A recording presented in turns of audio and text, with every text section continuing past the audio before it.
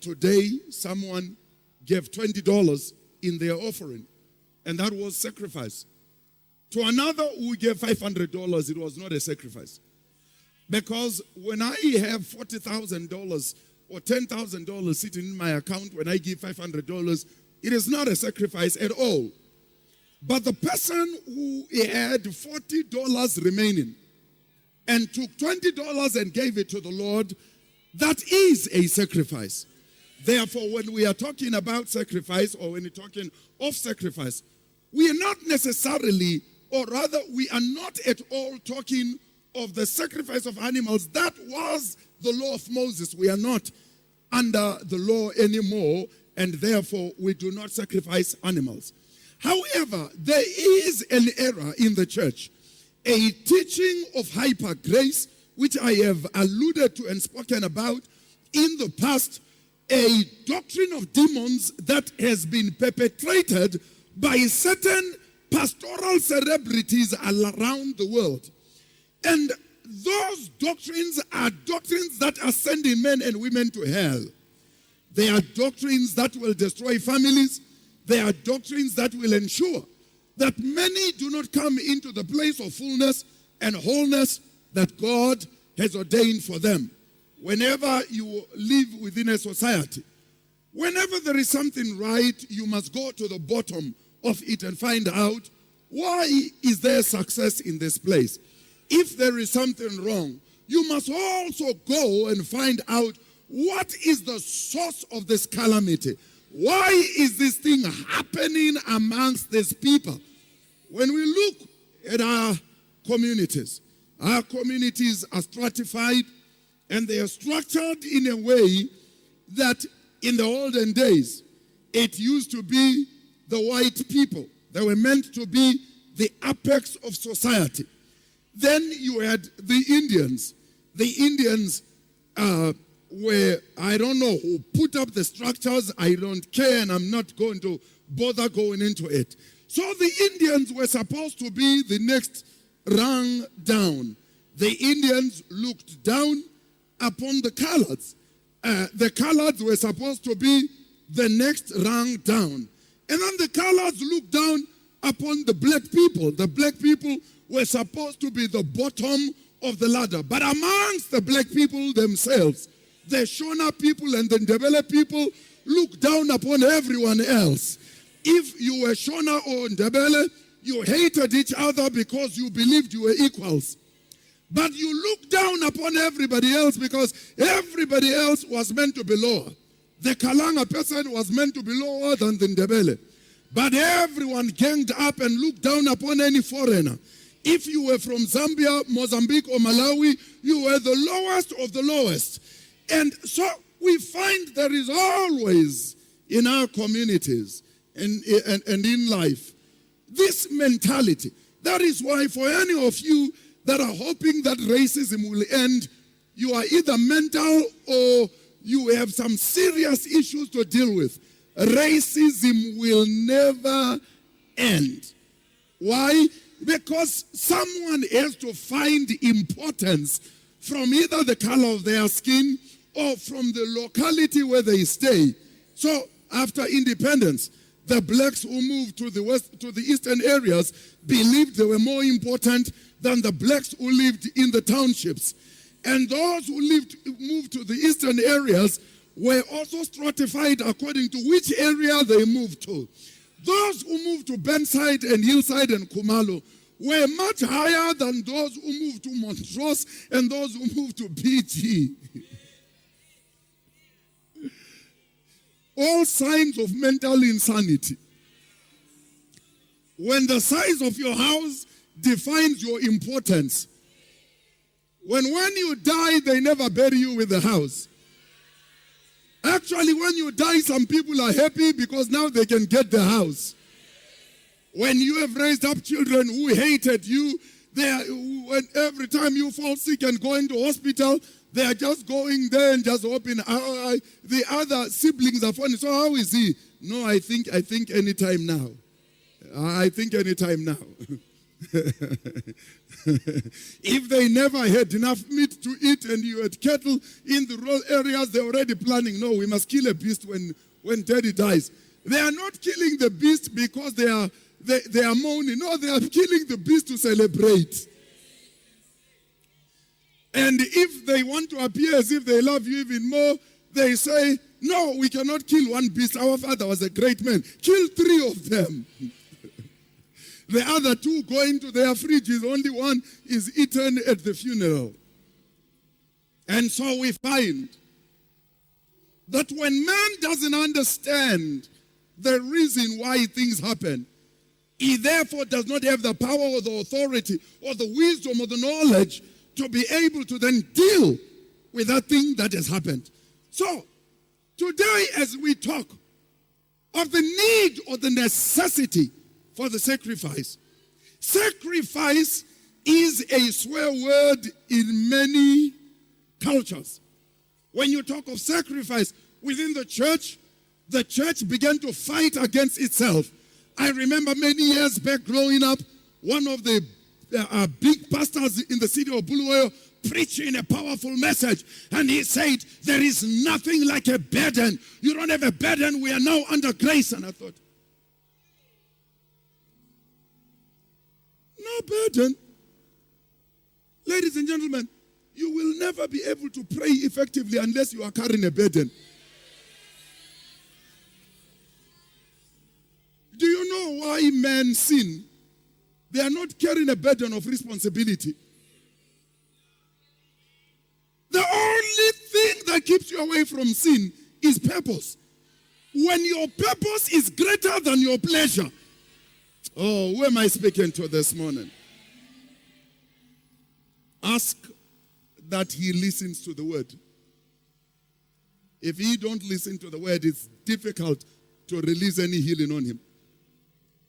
So, the need for sacrifice. Those who refuse to sacrifice as young people are seen in society by the way they are dressed. Those who refuse the need for sacrifice as elderly people are seen by the hopelessness of their lives. Sacrifice is not a function of how difficult things are for you. Because things can be difficult, but there is no sacrifice. Our next door neighbor has a gardener. We've been there now, I think just over 4 years, possibly going to 5. We have never seen the gardener going on leave. How is it possible for a person not to go on leave for 4 to 5 years? But the bigger question is, why is he staying?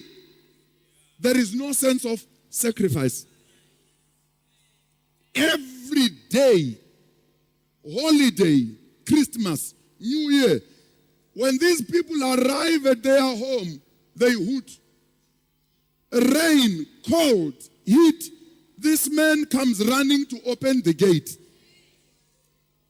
The gate mortar costs in South Africa about $170. It's a family where the father owns a factory. The 2 sons are working. The 2 daughters are working. Between the 5 of them, they cannot raise $170 to repair the gate mortar. Why? They have someone who is foolish, who decided to sacrifice his destiny for stupidity. When children choose not to concentrate and focus on developing themselves for their education, the results are seen years later. I don't believe in status, but neither have I ever imagined that I could have a spiritual son or a biological son on window omchova. You spend the whole day begging people, hustling people, threatening people just because you don't have the brain to sacrifice. People say we have been reduced to a nation of vendors. Well, there are two types of vending. Okay is a vendor. Pick and Pay are vendors. Question is, what kind of a vendor are you? Pick and Pay are not vending for bread. They are vending for greatness. When you are vending for bread, that is the vending that is wrong. The place of sacrifice, the need for sacrifice. The person who did not sacrifice to buy a house is still a lodger today. The person who did not sacrifice the time to study is still uneducated today. The person who did not sacrifice the time, the need to know about fasting and prayer is still battling in prayer today. Everything in life, greatness only comes by sacrifice. There is no greatness without sacrifice. Oh, that one does not get too many amens. It cannot get too many amens. And the reason being, because we seem to be more disposed to hear the things we want to hear. It's okay, you are tired, I can understand. So you don't have to respond from now. Just keep quiet and hopefully just hear. The place of sacrifice is an altar. A child's first altar is the desk in a preschool where the teacher says, no, write it like this. But for clever children, it's not even an altar. They enjoy it. Then you go to primary school, and now you are supposed to learn how to read and how to write. And depending on how you were raised, it could become an altar because you wanted to play. I remember one parent talking to me. They had two children, and the elder child started grade 1. Came back from school one day very angry. Said, Mommy, and this is a true story. This is not a preaching joke. No. Because the relative is someone who was very close to me. The elder child who was in grade 1 came and said, no, I don't like what is going on here in this house. I go to school, my young brother remains playing. They are playing for half the day. When I come, I only play half the day. Mommy, don't allow them to wake up until I come back from school so that we can start playing together. Because I'm busy sacrificing at school. He is busy playing. Then when I come, he is also playing with me. How can he be playing double? The altar, ladies and gentlemen, is a place of death. In order to have a meaningful career, there must be an altar. In order to have a meaningful family, there must be an altar. In order to have a good marriage, there must be an altar. In order to succeed in anything in this life, there must be the need for sacrifice. The altar is a place of shifted seasons. It is impossible to build your altar and fail to go to the next season. Absolutely impossible. If you build the altar, Jehovah will visit with fire upon it. Why therefore is it that so many people have been in a place of the altar but never succeeded? They built the altar halfway through and left it. Go to Selborne Park and see how many houses they just put foundations and then it stopped.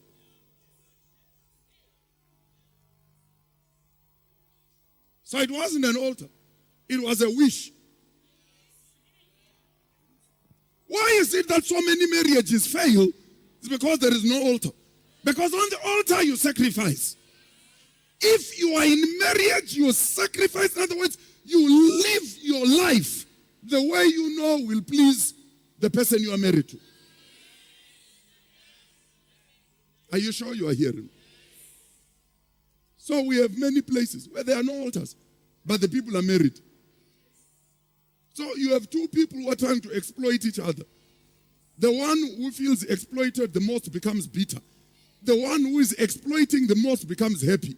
You can't have happy and bitter in the same place. Are you sure you are hearing me?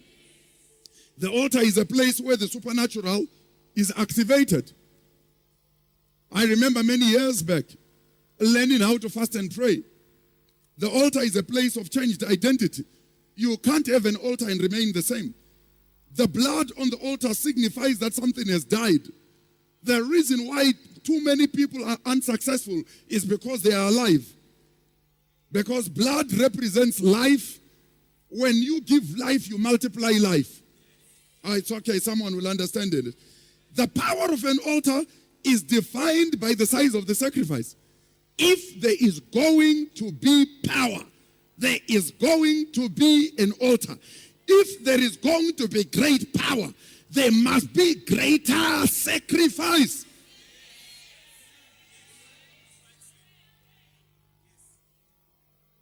Did you know that it doesn't take too much time to learn many jobs? 98% of the people do. When you want to be a security guard, they just call you, go and meet in an open space, and then stand straight. When I say, oh, march, and then you must start marching forward. Did you understand? Yes, sir. Oh, march. Here, about 10. It doesn't take any intelligence. There is no sacrifice there. But to learn how to build a building, to learn that not every building must have the same foundation, that requires sacrifice. I pray someone is hearing. Why do we pay accountants so much money? Because after 4 years of university, they have got to go and write their final qualifying exams. Why do we pay doctors so much money? Because they must do 4 years or 5 years of university and then 2 years of housemanship. That's why we pay them so much money. Why do we pay gardeners so little money? Because if there was a school for gardening, it wouldn't take more than a month.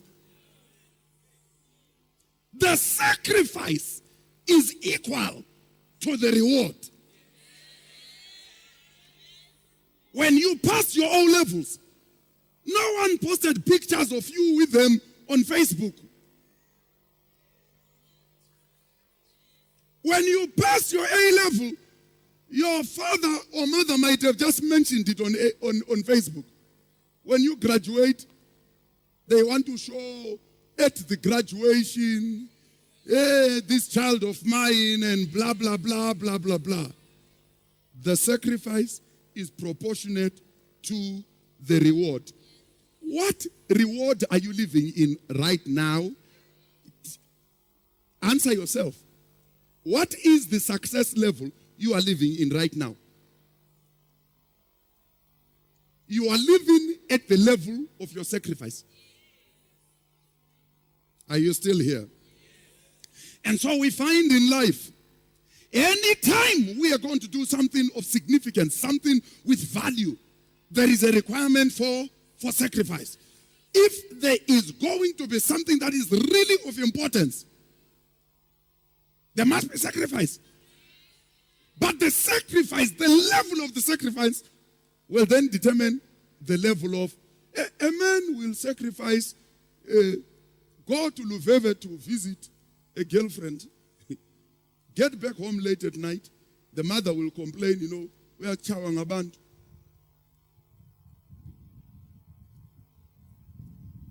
The question is, how much sacrifice is that person making? 3 months after they are married, he passes by the club until 10 p.m. There was no sacrifice. There was no sacrifice. It's not possible for you. You made a sacrifice to go and take this beautiful girl from her home, but you prefer to spend time with your chommies. How good can these chommies be that I want to spend time with them instead of my wife? All my best friends, I never paid lobola for them. If their parents had required me to pay, I'd have just gone and find out their friends. So why would I be investing 3 hours every night after work with you, who I didn't pay for, rather than the person who I sacrificed for? No, non's urombe.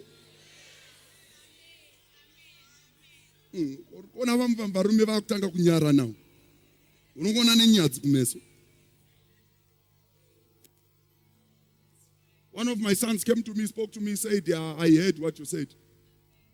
You said a few weeks ago that what kind of a man? You're always driving by yourself in your car. Your wife is getting a combi. You married a maid.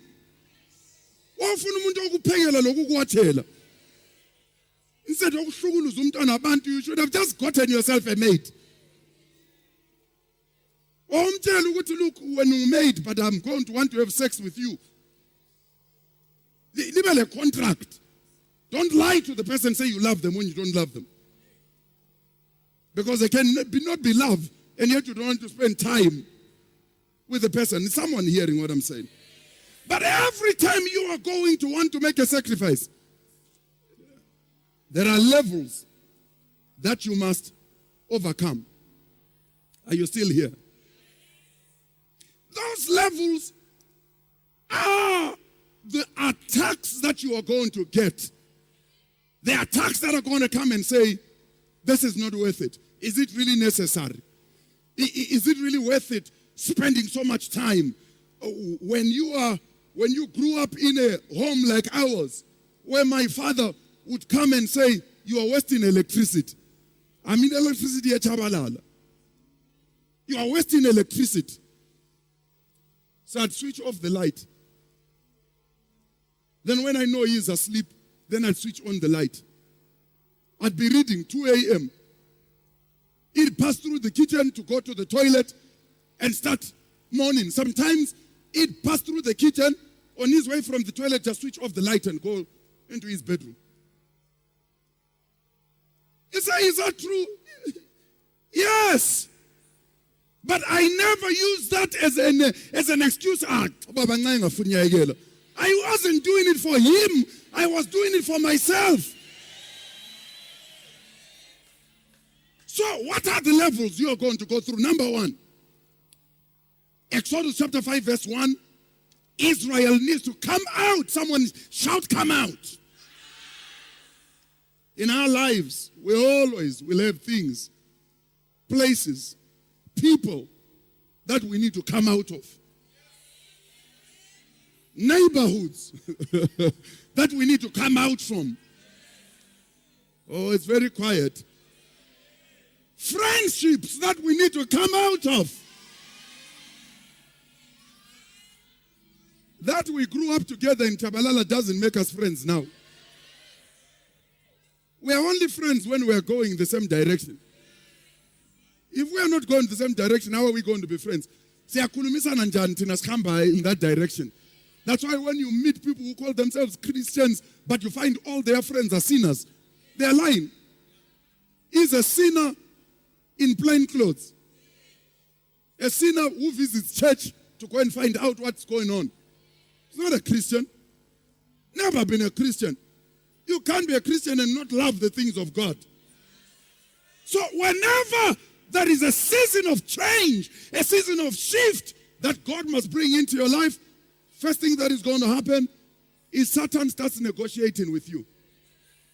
Exodus chapter 5 verse 1, and afterward Moses and Aaron went in and told Pharaoh, thus says the God of Israel, let my people go that may hold a feast unto me in the wilderness. And Pharaoh said, who is the Lord that I should obey him, that I should obey his voice to let Israel go. I don't know him. Neither will I let Israel go. For many of us, the negotiation begins at the level of ancestral connections. You get born again. Now you have to fight the demons of your parents, the demons of your forefathers, the demons that kept them where they are, which is why you then go into homes and find parents who are full of bitterness. When our son went into a relationship some years back, we sat down with him, told him, we don't approve of your relationship, but you're our son. We will support you. We do not approve of this relationship. We do not believe it is of the Lord. But you are our child. We will support you. Why? We knew at that time that that relationship was going to destroy his destiny. The first thing the enemy says to you is don't respect your destiny. Don't respect what God has ordained for you. God raised you up to be an engineer. You went and married a man who believed that women are maids. You now say to your husband, I want to do A-levels. He says to you, oh, usufuna ukuyakhomba. Oh, see, someone is going to understand at some stage. Somebody's going to get the gist of this. You have people in society, men who say, I don't want my wife to work. She'll meet other men.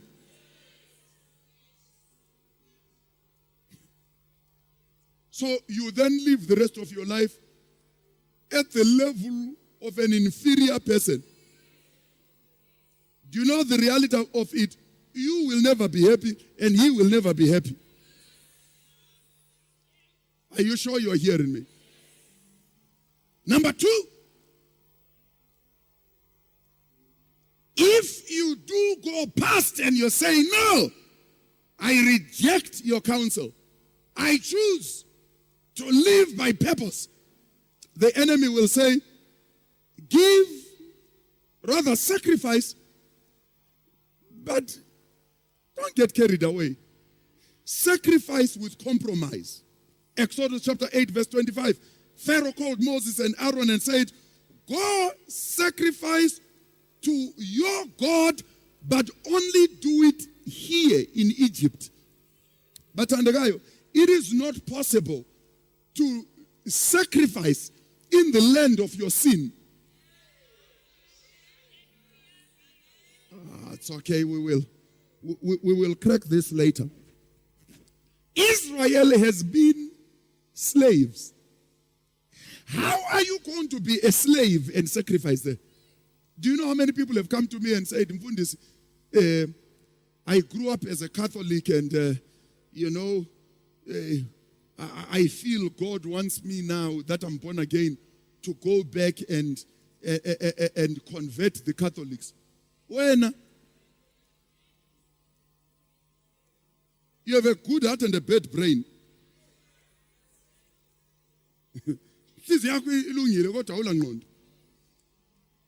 The Catholic Church started, the Pope himself.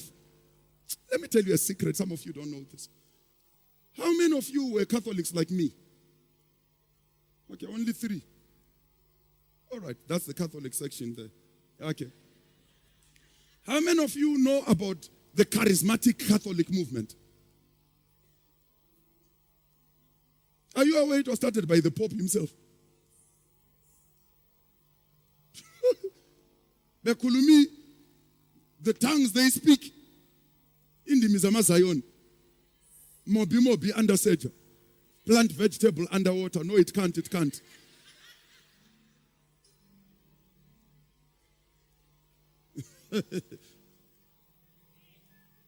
Sacrifice, but do it here. You are now born again. Okay, it's good, me too, I'm going to come to your church. This is the boyfriend or the girlfriend you are sleeping with. I also want to come to the church. Going to church is a very good thing. It's a very good thing. For you, I'll sacrifice anything. So, you are both in church. You are both living in sin. It is impossible. You are in an ungodly relationship before you are born again. Now you are born again. You are still in the godly relationship. Never. The Bible says light and darkness cannot. How can two walk together unless they are agreed? How can light and darkness? Can you imagine? Oh, no, let me not say this. All right. Number 3. Number 3. The enemy will tell you, sacrifice in your comfort zone. As long as it is outside of the spirit realm. Do everything that you need to do, but don't go into the realm of the spirit. Exodus chapter 8, verse 28. Pharaoh said, I will let you go that you may sacrifice to Jehovah your God in the wilderness. Only you shall not go very far. Then he added a little bit. Said, Pharaoh said to them,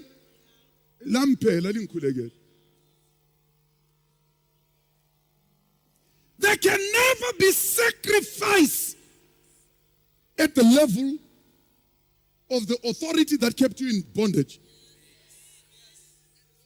Pharaoh himself was the bondage. But he said to them, he's the one now who's defining their worship. He is under a satanic God. He is defining the sacrifice of the people under God. That's a place many Christians live at. It's a place where Satan defines what sacrifices they make. Christian parents who have never spent any time studying the Word of God with their children. That's the level. Christian parents who do not demand of their children godliness and integrity.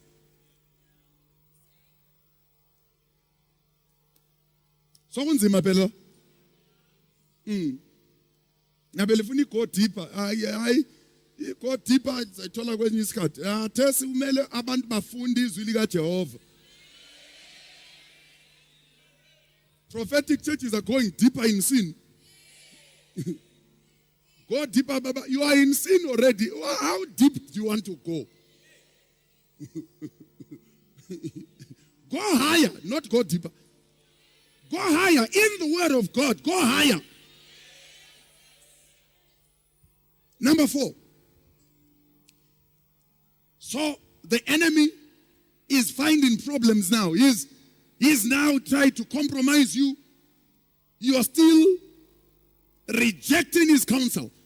Others have already accepted it.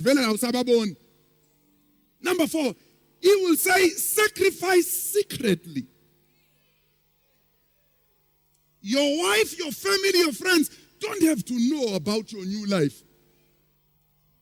I mean, it's not as if it's not necessary for you to tell abantu bonke. Why does the enemy say that? So that there is no generational impartation. You die when you die with the seed yourself. The fruit is of no use unless the seed can be propagated. Is anybody hearing this? Watch this. He says in Exodus 10 verse 7, and Pharaoh's servants say to him, how long shall this man be a snare to us? Let the men go so that they may serve Jehovah their God. Do you not yet know that Egypt has been destroyed? And Pharaoh said, go, but leave your wives and your children. So you get born again.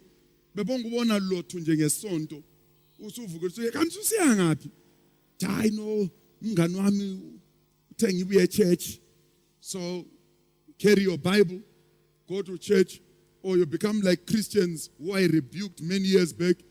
Ubona umuntu uye church uthwele ipaper bag. Utantu umuntu uthwele iparcel phela thina sikhula ephepha bhekini kwakufaka utshwala. Wawubotshwa kudala to walk around with beer that is not packaged. Get to church, you see people opening paper bags and taking out. Oh. When I started preaching using an electronic device, I would bring my Bible, my paper Bible, carry it. Just carry the paper Bible. Because when you are carrying a tablet, people don't know what you are carrying it for. Maybe your Facebooking there. Are you sure you're getting this? Go sacrifice.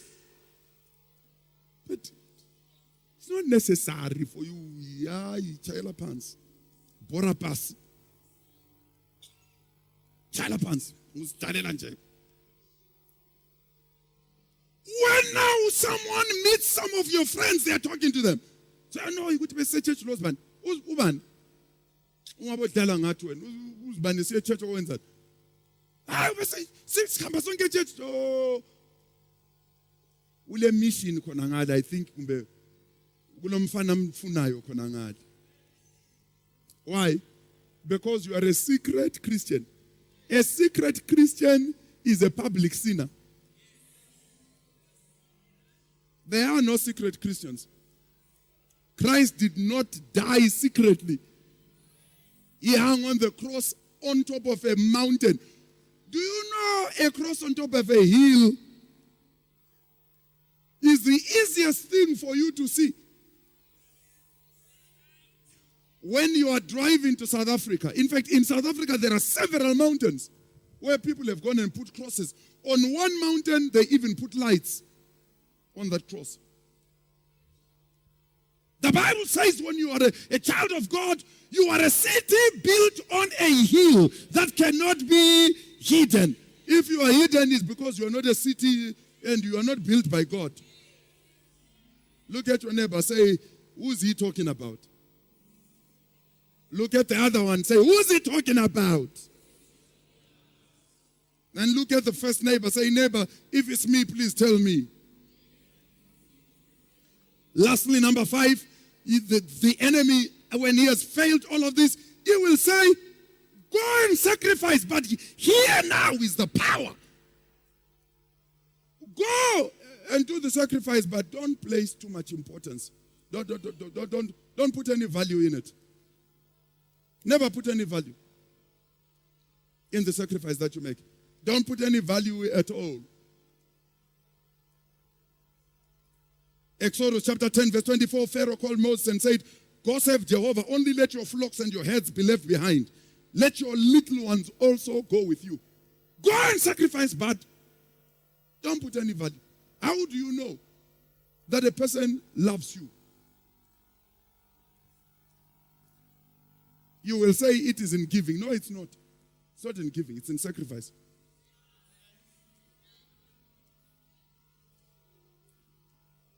That guy that you despise who earns $300, when he gives you $50, that's a sacrifice. But when you le BMW, $500,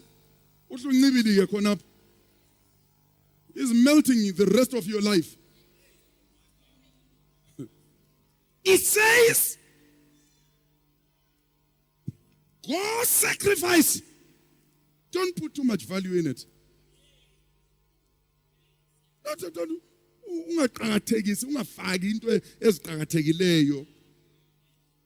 In that sacrifice. Paul says it's no longer I that lives, but Christ that lives in me. If any man be in Christ, is a new creation. The old is gone and the new has come. How can you have something new if the old one didn't die? True salvation is death. True salvation is total sacrifice.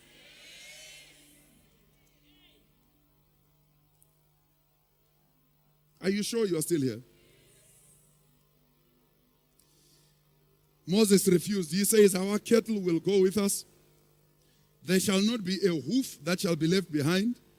For therefore must we take to serve the Lord our God. Watch. Go there with me. Let's read it. Our cattle shall go with us. There shall not a hoof be left behind.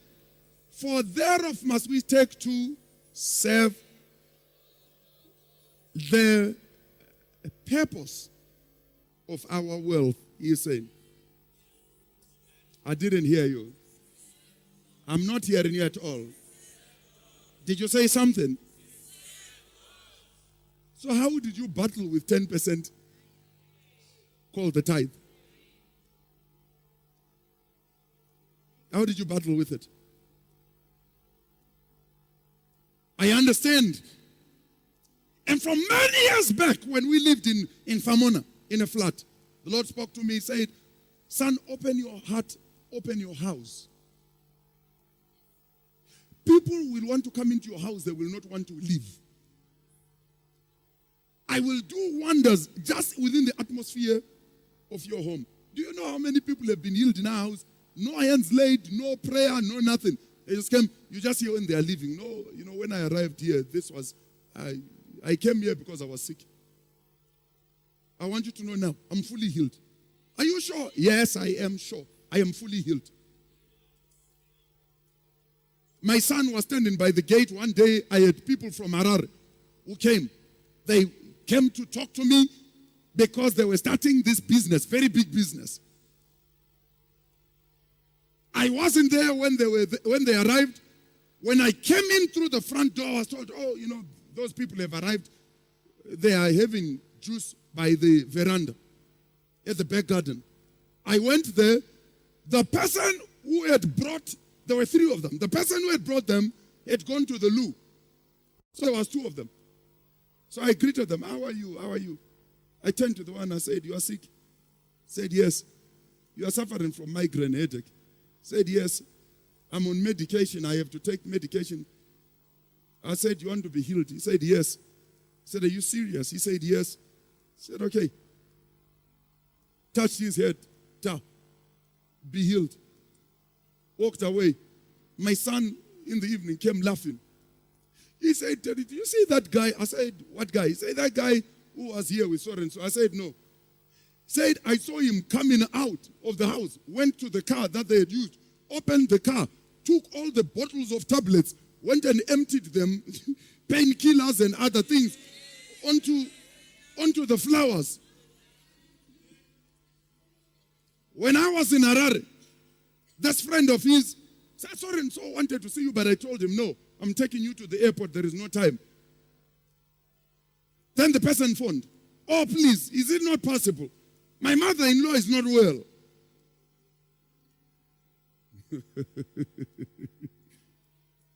No prayer. No prayer. God spoke to me yesterday morning and said, go and just read a little bit more. I want to teach you on how people receive from a vessel. The reason why people don't receive from a vessel is because they don't know how to receive. That's why you heard me tell that man there. Because people come to church, they just want to be prayed for. When you come there and you have the same attitude, receiving, you have to learn how to receive. Are you sure you are hearing what I'm saying? And so, let me give you a few pointers. Because there is power in sacrifice. Someone is not hearing me here. That's our daughter. She left just over 3 years ago to go to university in Gweru. It was not just an easy thing. And she would not even talk of the needs that she had. Had to enjoy different environments, the difficulty of that environment. The sacrifice has been made. the reward is only beginning now. Are you sure you're hearing me? But there are others of her age who finish school at the same time with her, who don't have what she has, because they despised the power of sacrifice. Are you sure you're hearing me? About 8 years ago, I began to prophesy when we were still at JCC. I used to make the church make declaration. Every morning I would stand up to preach. We start with declaration. I am taking over. I'm taking over land. I'm taking over farms. I'm taking over. People thought it was a joke. Now they're not laughing anymore. Because it is not a joke.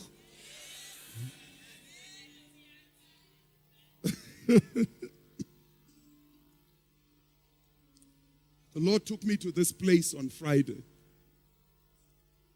I looked, the beauty of the place is mind-boggling.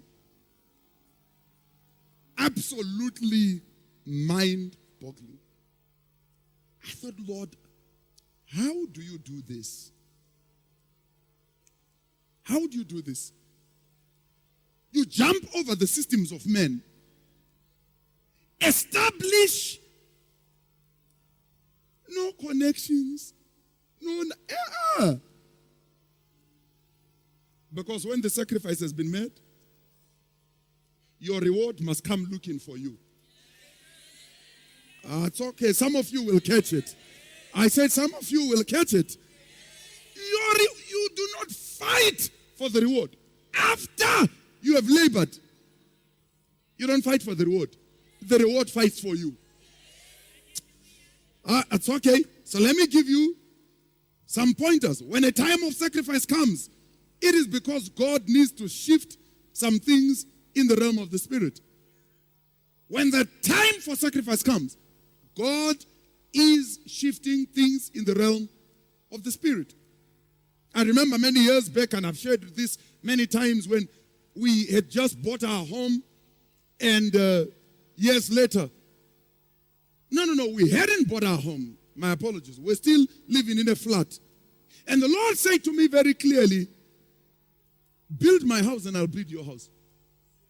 I said, Lord, what do you want me to do? The Lord said to me, the next 6 months, you and your wife give half of your salary to the church. I said, God, you mean half as in 50%? He said, yes, that's what we call half. I said, okay. We didn't tell anyone. When I spoke to my wife, she was very pregnant with Joshua. And we said, you know what? The Lord spoke to me. And this is what the Lord said. And she said, yes, that's what we'll do. When the 6 months was coming to an end, we just felt in our hearts, you know what? Let's extend it to a year. So we extended it to 1 year. 1 year, giving 50% of our salaries. Never borrowed from a single human being. Never asked for anything from anyone. And from that time, the blessing of the Lord, it doth make you rich, and with it he addeth no sorrow. I've tried to teach this to young people. You must see the way young people stress when they are coming to do their weddings and blah, blah, blah, blah. Some of us, fire, visited the wedding. I remember getting a telephone call. Is that Bothwell? Yes, it is. My name is so-and-so. I'm Candy's friend. Oh, yeah. She's told me about you. How are you? I'm fine. Listen, I understand your guy's wedding is in August. I said, yes. I said, look, when you want to do the engagement, please, I'd like to buy the rings. I said, what? I said, I'd like to buy the rings for your engagement. Said, so please let me know lunchtime when you are ready so that we can go look for the rings. We went, King's Jewelers. That's the one by Bambanani Center, isn't it? Or used to be, I don't know whether it's still there. Got there, looked at the rings. We're looking at the rings, I'm looking at the price. I'm looking for the better priced ones. I looked at the set of 3, which I saw was very nice. Moved away. She said, that one is very nice. I looked at the price. I said, no, it's not nice.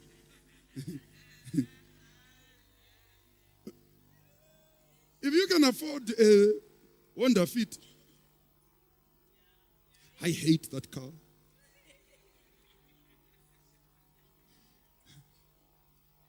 Not because it's a bad car, but what I see being done by drivers of Honda Fits, I just hate the car. The other day, I passed by going to Kwanda. I saw one which had been bent. I was so happy. So happy.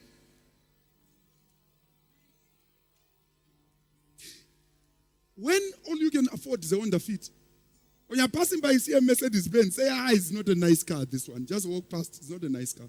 You see a Honda, that's very nice car. You see how small it is? My wife, you and me, will be sitting very close to each other. In that big Mercedes-Benz, it's a very bad car. It's like we are divorced. You are sitting here, me, I'm sitting here. It's not good. We must buy a Honda Fit. There is love. It's a romantic car. Always praise where you are. Stop praising where other people are. Praise where you are. If you are living in a 2-room house, tell your wife, you know what? We must do up these 2 rooms in a way that must make people cry. Then when they have praised you enough, say, you know what? They are not going to keep on praising us for 2 rooms. We need 4 now. Or we need 6. Or we need 8. So now we need to start praying. Now we have outgrown these 2 rooms. When people then come and say, these 2 rooms, say, no, how much do you want to buy it? We're selling the 2 rooms. Somebody is not getting this. We're selling the 2 rooms. I was talking to someone on Friday again. Friday was a good day. Told my wife, because I have one of our sons here who asked me to find them a house. And I found them a house. That house would cost me about 26,000. This person has offered me exactly the same for 17 negotiable.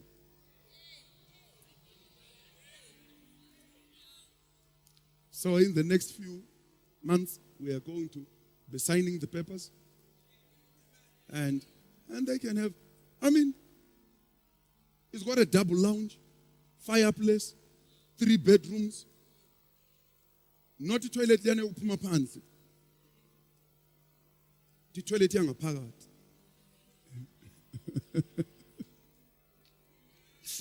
Whenever something must happen in your life, you know what God is going to do?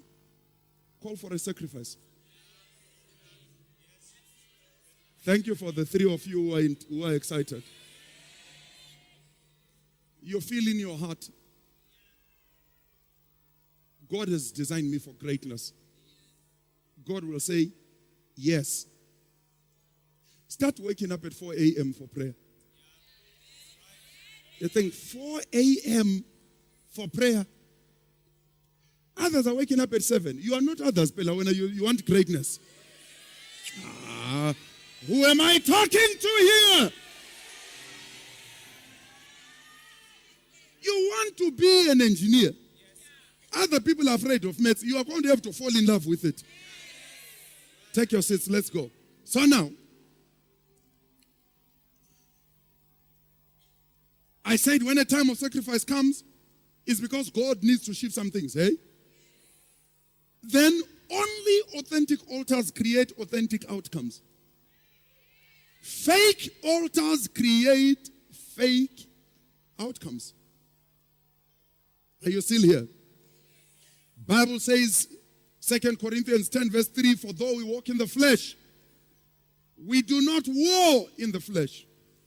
For the weapons of our warfare are not carnal, but they're mighty through God to the pulling down of strongholds, casting down imaginations and every high thing. And we've always quoted Ephesians chapter 6, verse 12. For we wrestle not with flesh and with blood. So You understand? Ha! In the book of Matthew, I believe it's chapter 11, verse 12. It says, for from the time of John until now, the kingdom has been suffering violence, but it is the... I didn't hear you. It is the what? Did you say something?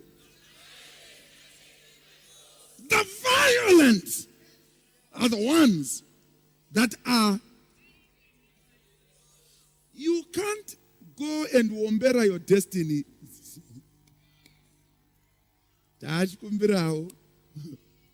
Your destiny must be taken by brutality. You believe this is what God has ordained for you. You must. I told you this boy came from Chabalala.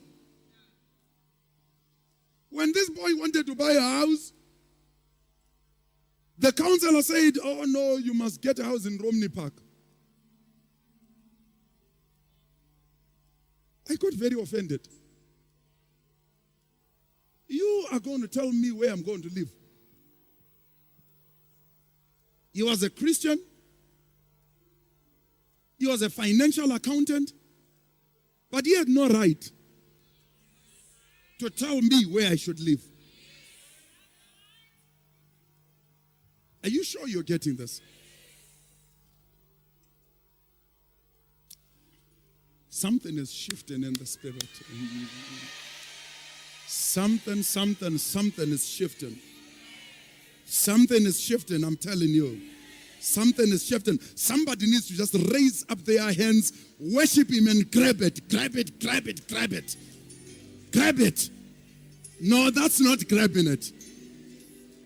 Grab it, take it. Take it.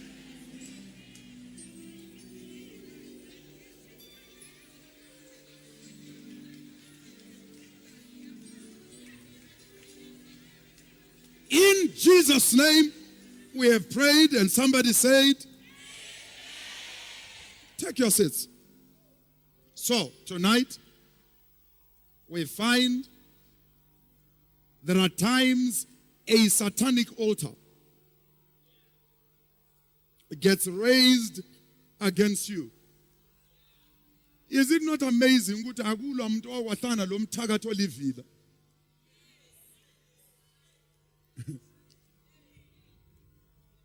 Akekho umuntu owahlangana lesela elilivila.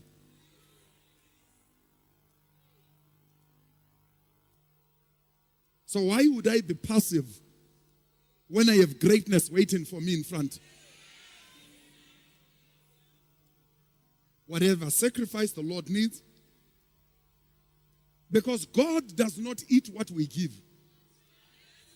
Because we can't give him anything he didn't create. Is this making sense? Therefore, I know right now, as we speak, I know that I know that I know that I know.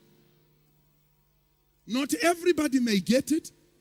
Not everybody may arrive there. But I know there are Joshuas and Elishas here that God is raising. I know that there are people with a testimony other people will find difficult to believe. They are here right now, and God is calling for a sacrifice. Take your seats. We are not talking money, gimmicks. No, it's a sacrifice. So we're going to collect an offering. No, that's not what we're talking about. Sacrifice of time. Sacrifice of relationships. Sacrifice of sometimes careers for destiny. When I said I'm handed in my resignation, they looked at it and said, "What? You are resigning?" I said, "Yes." Managing director asked me, said, "So what are you going to do? Which company are you joining?" I said, "I'm joining the company of the church." "What do you mean you're joining the company of the church?" I said, I'm going to the church. "Do you mind if I know what salary they're going to pay you?" I said, "No, they're not paying me a cent." The other person said to me, "What are you going to eat?" I said, "What do you think I've been eating all this time?" You think I've been eating the salary from this place? Why were you guys investigating me if you think that this company is the one that has made me what I am? So that's why it's a calamity when a Christian believes that their job is their source. That's why some Christians needed to be fired so that they can understand who their source is.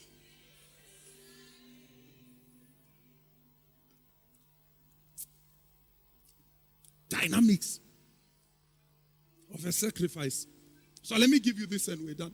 Number one, the sacrifice must be perfect in order to be accepted. What does that mean?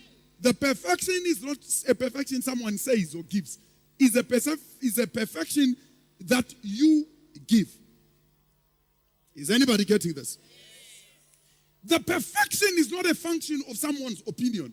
The perfection is a function of your own opinion. In other words, when you give something and it is imperfect, you know.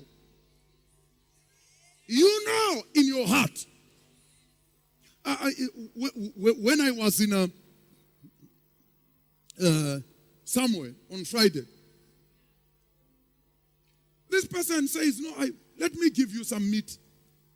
We shot a ngulungund, a warthog. We shot warthog. Now, warthog is very nice, for those of you who don't know. Many of you have never eaten warthog. I mean, most meat does not even knock the door when the warthog is inside. They respectfully reverse. So I said, no, let me give you some meat. Next thing I see a man coming carrying a sack.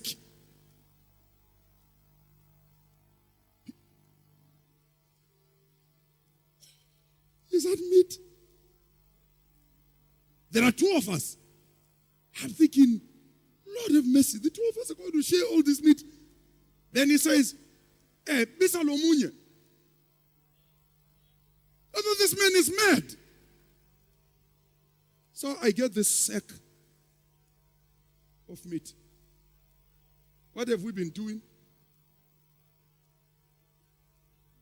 Distributing. Because the reason God gives you is so that you distribute.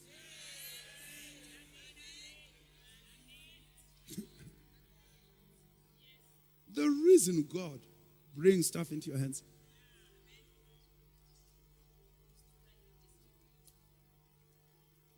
We have kids sitting here. We have kids who have graduated from university, whose fees were being paid by the church. Why don't we talk about it and announce? Because that's not how we are built. That's not how we are designed.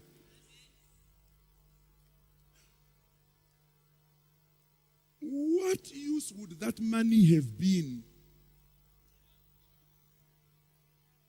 had we gone maybe bought more cars, bought more this, instead of affecting someone's life? But Mfundis, do you see that these people, one day they leave the church? Of course, I know. They might leave the church. That doesn't change anything. It does not change a single thing. Wherever they go, even if they start attacking us, as some people do, and saying bad things, you cannot erase. So you don't do things so that people praise you. You do things because you are big. Or someone didn't get that. You do things because you are big. So number one, the sacrifice must be perfect. Leviticus 22 verse 21, whosoever offereth a sacrifice of peace offerings unto Jehovah to accomplish a vow of free will offering of the head of the flock, it shall be perfect in order to be accepted. There shall be no blemish. Deuteronomy 17 verse 1, you shall not sacrifice unto God an ox or sheep wherein there is blemish or anything that is evil, for that is an abomination unto the Lord. Malachi chapter 1 verse 8, when you offer the blind for sacrifice, is it no evil? Do you remember what I said during the time of offering? What did I say? I said, if you are going to give thoughtlessly, in other words, you didn't think about it, don't give. Don't give. Don't give. Last night I was sitting thinking, Lord, I don't have any offering. So I began to pray, Lord, it's not possible for me to go to your house empty-handed. It's a violation of what you have taught me. Lord, I have no offering. What shall I do? This morning, after bathing, I was getting ready. The Lord said to me, remember, the envelope that is in your office. Yes! I raided the envelope. My offering was sitting in there. For the past about 2 months, that's how all my offerings are given.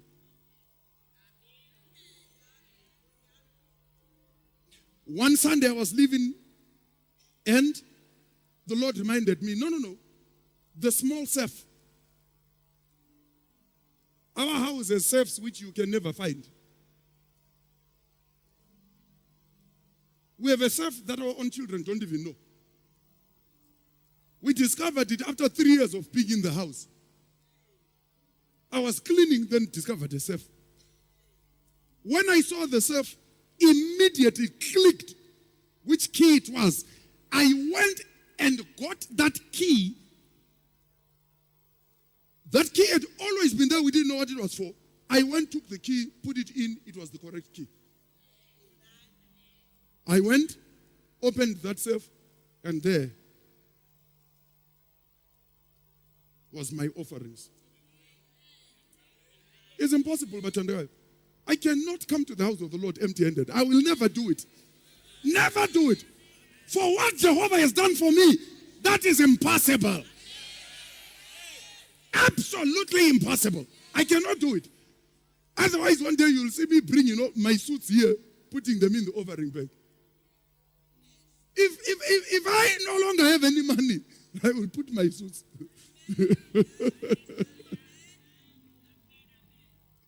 Oh, he's an awesome God. Number 2, let those that understand where you desire to walk speak into your sacrifice. The need for a sacrifice. So I'm teaching you how to do it now. How to do it now. Number 1, offer perfectly. Offer how? Perfectly. 99% of Christians give hopeless offerings. They never thought about them. They're doing it because it's time for offerings. If you forget to take the offerings, they'll just go home without giving. You've sometimes seen midweek, we'll come here maybe for communion. Sometimes I'll come, put an envelope. Why? Because I felt in my heart I needed to sow seed. Bring an envelope, put it there. Why don't I tell everybody else? Because if I tell you, you're not doing it because you wanted to. So I do it by myself. Because when God is blessing me, He doesn't come and consult you. Are you sure you are still here? Somebody phoned me, sent me a message on Tuesday. Man of God, please, can I have your banking details either in South Africa or in Zimbabwe?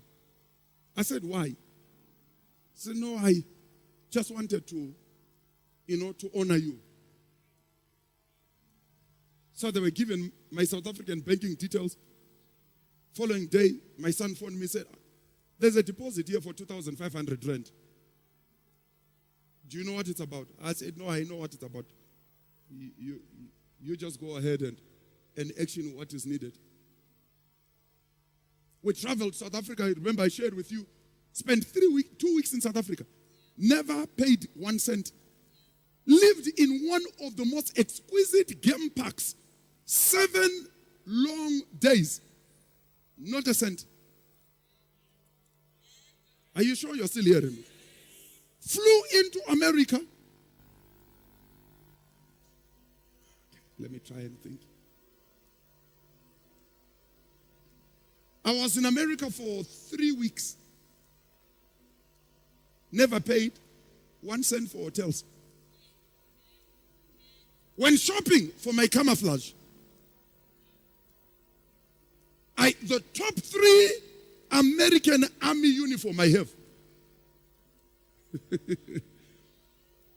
Went in to go and buy. Get to the counter, take out my card. This guy has already swiped his card. Get to New York, I'm shopping. This guy is already swiped. Go shopping for luggage, because now I had more clothing than I brought with. Swiped. You can choose to live at the level where you just hear other people's testimonies. Or you can live in it. Are you sure you're getting this? The ways of God are beyond fathoming. His ways can never be known. People here who people had laughed at, homes that we have dedicated, of people given no chance. The exciting testimony, ladies and gentlemen, is a testimony where no one gave you a chance.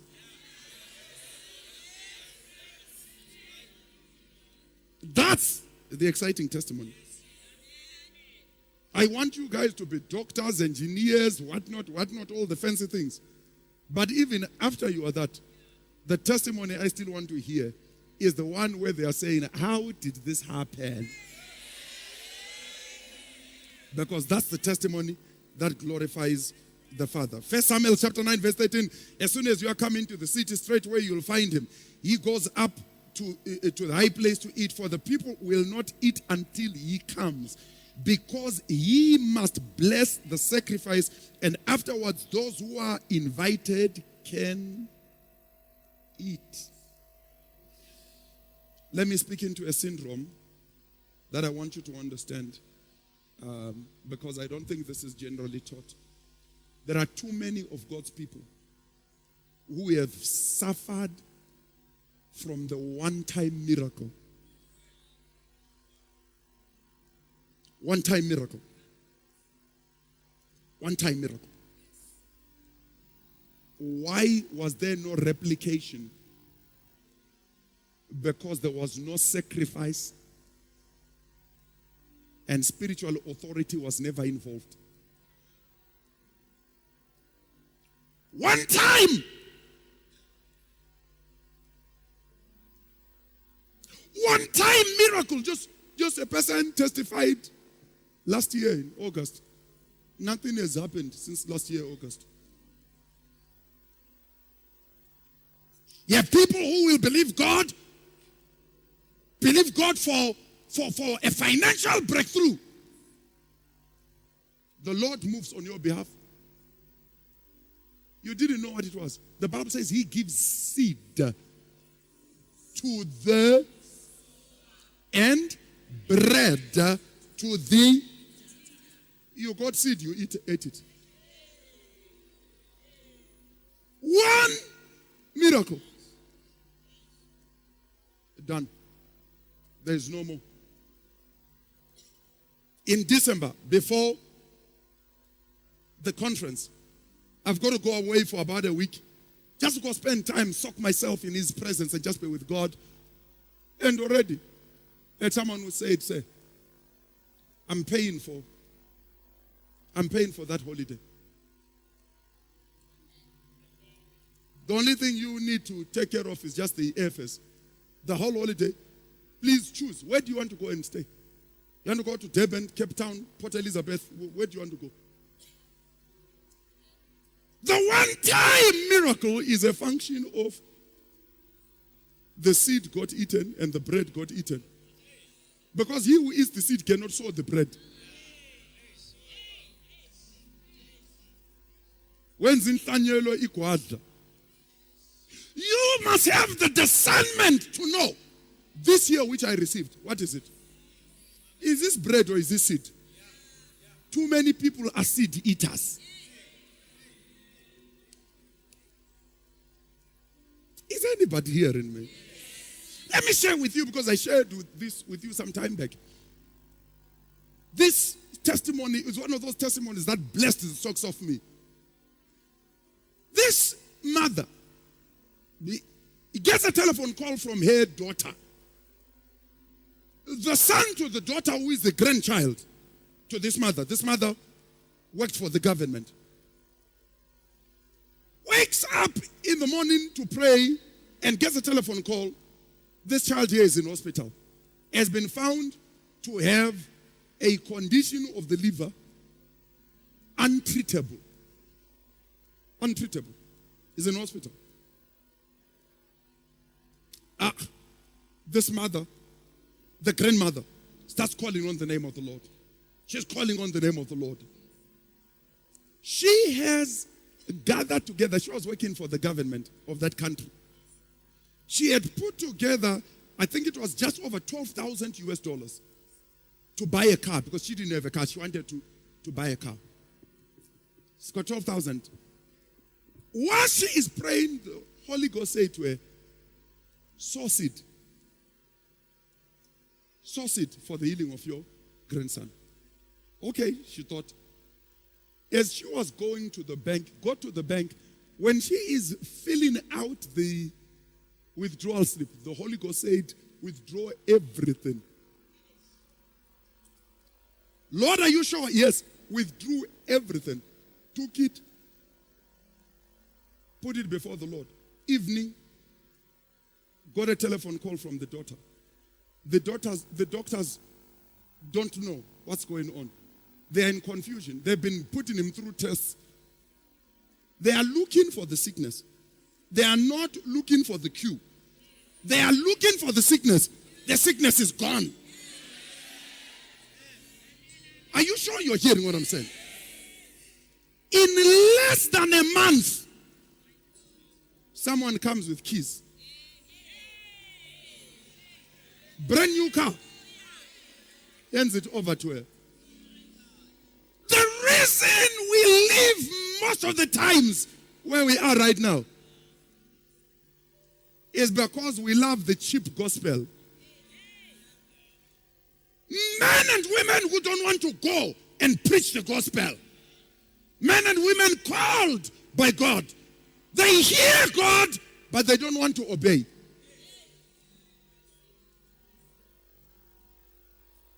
I told my boss, so we are going to start opening the shops on Sunday. I said, oh, that's good. That's good. Anyway, on my way from church, I will just pass by the shop and see that everything is all right. Say, what are you saying? I said, because I don't work on Sunday. I was not asking for permission. I was informing the director.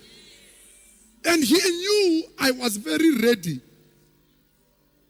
to say, would you like my resignation? You think the God, you were not there when the Lord brought me to this place. So now God who brought me to this place is now going to forget me because of you. You have never been my source ever. Radical faith is the stuff of sacrifice. Take your seats, let me finish. I'm done. Number 3, respect and honor those who have been where you are going. Respect and honor those who have been where you are going. If you are going to make a sacrifice, ensure you have heard clearly from the Lord. And if you are not really sure, go and speak to your pastor. Go and speak to the man of God or the woman of God in your life. 1 Kings 13 verse 2, and he cried against the altar by the word of Jehovah and said, altar, altar, thus says Jehovah, behold, a son shall be born unto the house of David, Josiah by name, and upon thee he shall sacrifice the priest of the high place. Verse 5, the altar was torn apart, and the ashes poured out. Verse 6, and the king answered and said to the man of God, seek now the face of Jehovah your God, and pray for me. When you are making decisions, I have a personality that is a bit dodgy.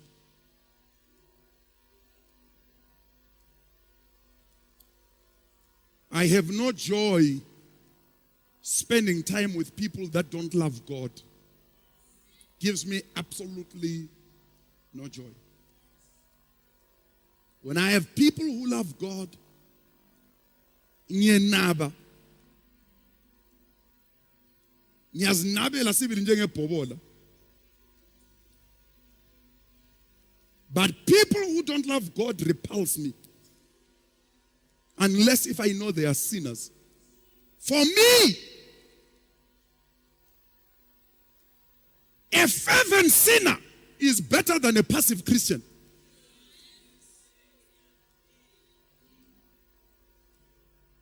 Number 4, I believe this must be the last one. An uncommon sacrifice in obedience to God brings an uncommon generational blessing. Uncommon generational blessing. Uncommon generational blessing. I never cease to give thanks to the Lord for both our biological children and our spiritual children in this commission. Children who the Lord has given to me. I have children, some who I have specific instructions from the Father concerning.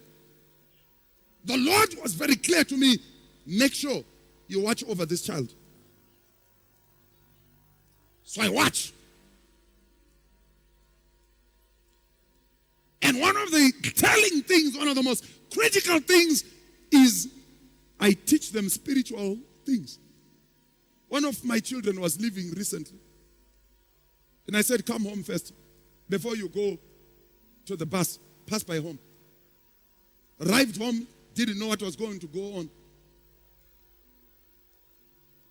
The little monetary gift we had for her was not the reason we called her. The reason we called her was to break communion, give her bread, give her wine, then she can go. Then I want to hear that Satan amboti from road.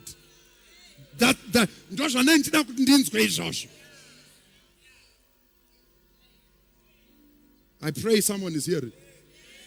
Genesis 22 verse 9, they came to the place which God had told him of, and Abraham built there an altar, laid the wood in order, bound Isaac his son, laid him on the altar upon the wood, and said, by myself have I sworn, rather verse 16, and the Lord said, by myself as I sworn, says the Lord, because you have done this thing and you have not withheld your son, your only son, that in blessing I will bless you, in multiplying I will multiply your seed as the seed of heaven and as the sand which is upon the seashore. Ladies and gentlemen, follow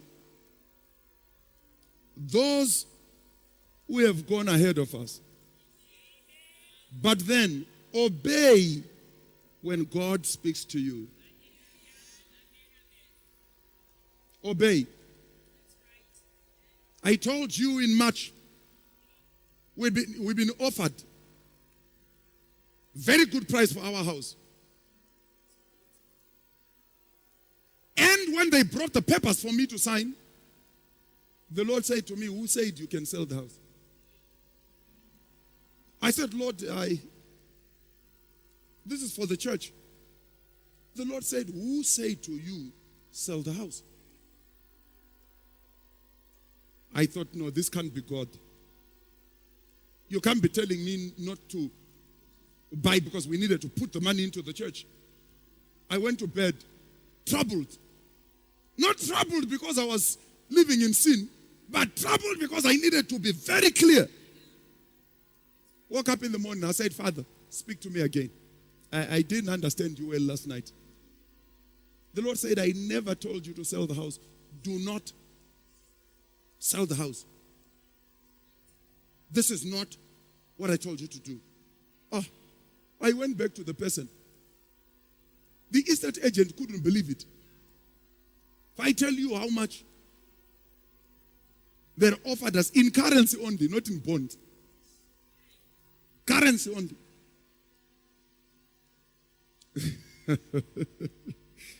Obey God when He speaks. Why am I so shorter? So shorter. In the way of obedience, but in Obedience is equal to relationship, and relationship has to do with intimacy. Where there has been no intimacy, you cannot sacrifice for a woman who is not your wife. If this woman, the kingdom, is not your wife, you get offended when you hear sacrifice. This is the only reason I live for. The only reason I live is this. While some young people were looking for careers, some of us were living, walking out of offices. People wondering, how? 3 offers of directorship in 1 month. 3 offers. No, I'm sorry. That's a demotion you are offering me. The Lord said I must go and work in the church. How much are you going to be earning? Don't worry about that. What I'm going to earn, you can't understand. All of you, I'm going to bury you. All of you are offering me money. I'm going to bury all of you. You are thinking of money. You have people whose brains cannot dissociate from money to purpose. Money without purpose is a curse. When you have any money and it has no purpose, it will kill you.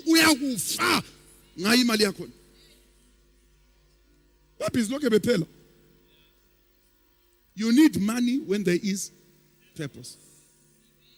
You remember I told you some time back, give me $25 million, I still won't be able to do what is on the table right now. I can't do all of it with 25 million. So you're going to what? You're going to seduce me with how much? I gave you, the man of God, 1 million. 1 million. 1 million, we can hardly do much. 1 million is one school. We have 5 to do. The 5th one is going to cost about double because it's a boarding school. So 1 million, they're missing per slide for $1 million. What will the world give me which God has not given me? Are you sure you're still here? Look at your neighbor. Say, neighbor. Don't get upset. Someone's blessing only becomes yours through obedience. Lastly, number 5. Understand that there are matters only a sacrifice can answer. But there are greater matters only an uncommon sacrifice can answer. 2 Samuel 24 verse 18. And Gad came that day to David and said unto him, Go and build an altar unto the Lord in the threshing floor of Araunah the Jebusite. And Araunah said, Wherefore is my Lord the king come to his servant? In verse 21, David said, I want to buy the threshing floor of thee to build an altar unto the Lord. Araunah said to David, just take it. And David said to Araunah, verse 24, I will buy it from you because I will not offer unto the Lord something that costs me nothing. Today, please hear me. Some of us elderly people are at the place where we might die without leaving an inheritance for our children. That is ungodly. That is wrong. We must do the right thing. Ask the Lord what you need to do.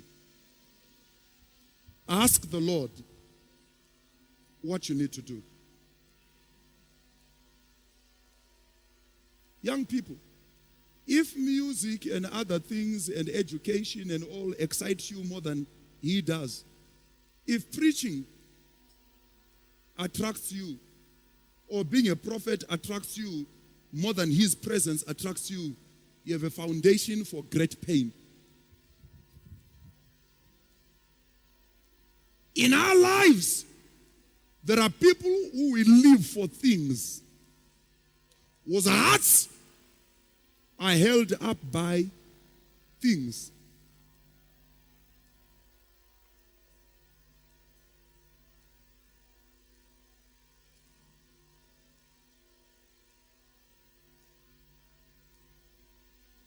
Our home in the present market has a value of just slightly below 300,000.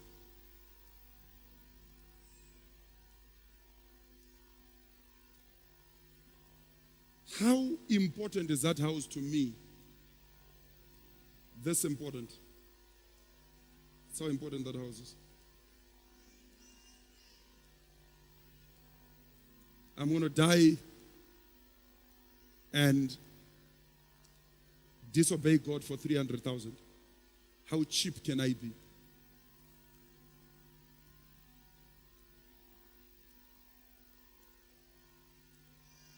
How cheap would I be?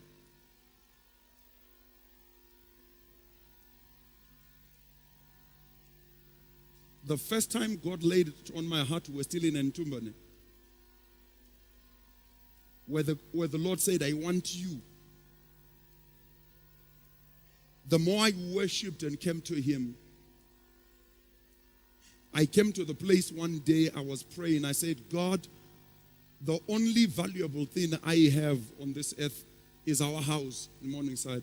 I said, God, if you want me to give this house to someone, or you want me to give it to the church, or whoever, say the word, and I'll take the title deeds, I've got them, and I'll hand them over.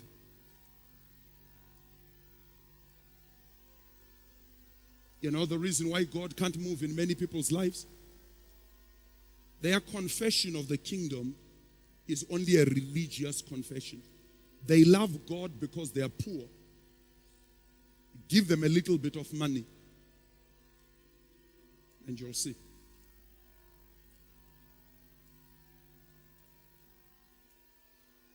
There's nothing worth living for in this life. But everything that God has ordained for you, you must never do anything in half measures. If your purpose is your career, be the best at it. If you are working in a place, if the bosses don't know about you, it's because you are mediocre. You are a bad testimony to God's kingdom. If it's your books, you are in school, study. You give it your very best. One of our little sons came to me on Friday, running. He just changed schools this term. Just changed schools this term. Came running. Said, Kulu, please come and see. I took the paper. Everything, A, everything was A's.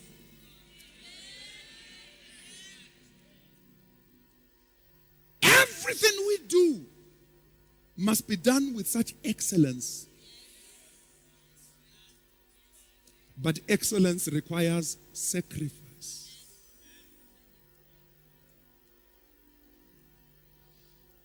It's easy for me to preach without the televisions. But the televisions make it easier for you to interact. We scrapped the old sound system that we had. The sound system cost us a lot of money. It was a sacrifice. There will never be anything of value in your life until there is sacrifice. Close your Bibles.